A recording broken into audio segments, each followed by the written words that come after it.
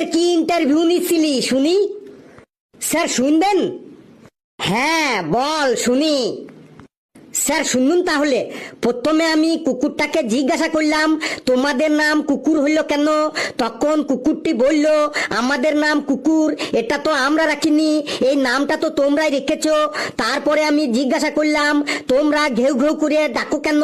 তখন কুকুরটি বলল উপরওয়ালা যখন আমাদের সব পশুদের তৈরি করেছিল তখন প্রথমে গরুকে হাম্বা হাম্বা ডাকটা উপহার দিল, তারপরে ছাগলকে ম্যাও ম্যাও ডাকটা উপহার দিল, তারপরে বেড়ালকে ম্যাও ম্যাও ডাকটা উপহার দিল, তারপরে শেয়ালকে হুক্কা হুয়া ডাকটা উপহার দিল।